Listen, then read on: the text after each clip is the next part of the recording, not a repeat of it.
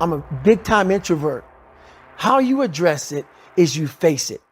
You face it every day. You face it every single day of your life.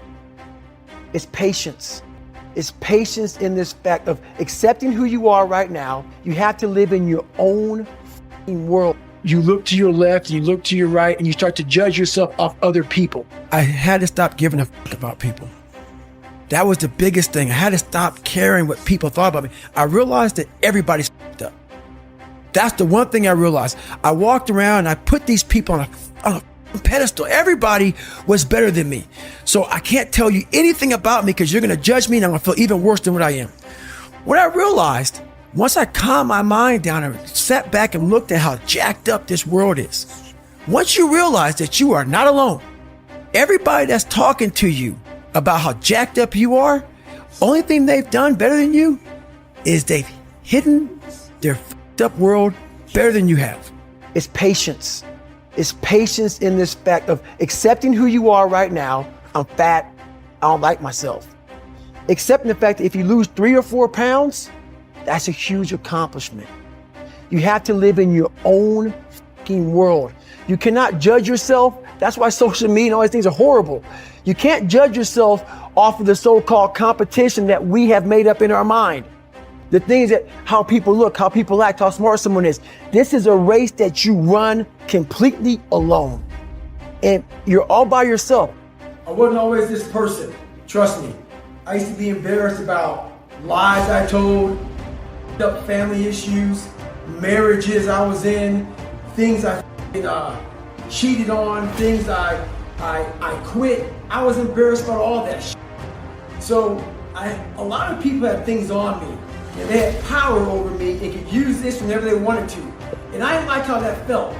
So I want to get to a spot in my life where I could put a billboard up in the town I lived in with everything I did wrong. And let people drive by and see it. And I'm finally at that point. So when you get to that point, you kind of take that power back from people. One big reason why I can't stand it, public speaking, being on camera, I used to stutter real bad growing up. Even me right now to talk to you, I'm in the car for an hour getting pumped up because I'm a shy, introverted, leave me alone type of guy. Like, I'm still that motherfucker who is 6 years old, at a play who can't say his line because I know I'm going to stutter in front of 5 people. So I walk off the stage. That's still me. So every day I'm fighting that. Some are actually born with some genetic freakishness. I was not. When I couldn't read as a junior in high school, where I hid out, where I got called where I got beat so badly that I became afraid of every mother that ever lived on the planet Earth. Everybody. I had to reinvent a human being.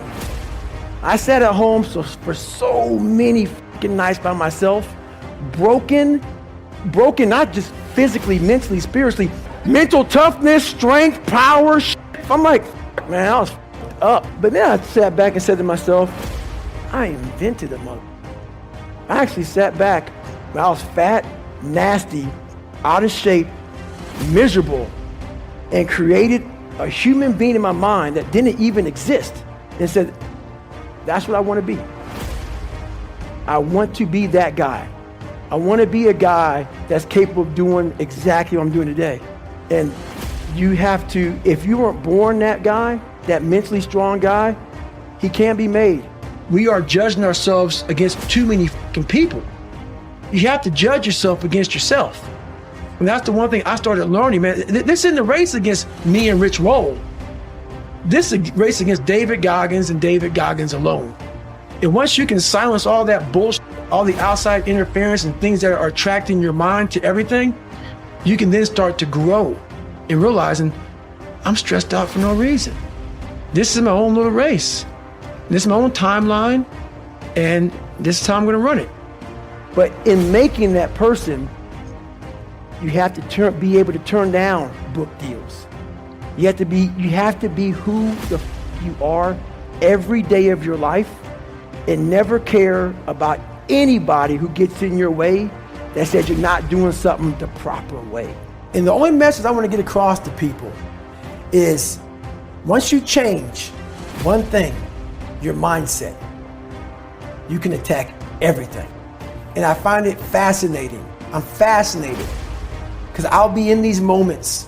I put these guys on some pedestal. And I was this guy who was a piece of looking at these, my God, how are you guys just amazing? But once I worked my way up there, I said, my God, man, we can all compete, man.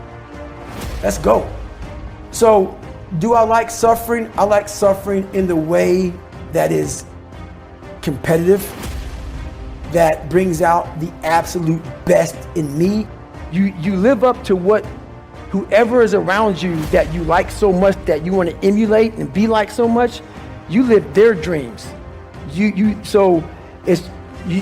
lose your power. I have a gift. It's not a gift of gab.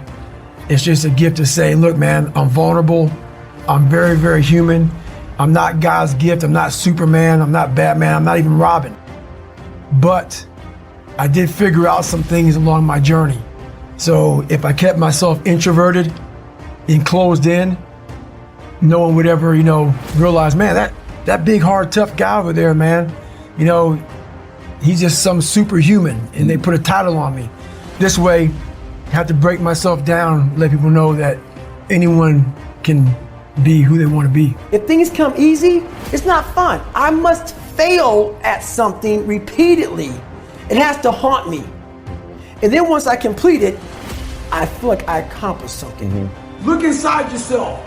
Stop looking at me or other people out here to be the hero of your story. This is time for you right now in all that solitude to get to know who you are as a person. Be alone with yourself. Start to face these different things in life. Knowing one thing in life, we are all very fragile in this world. We have to know that when we die with some meaning and some purpose in this world. Stay hard.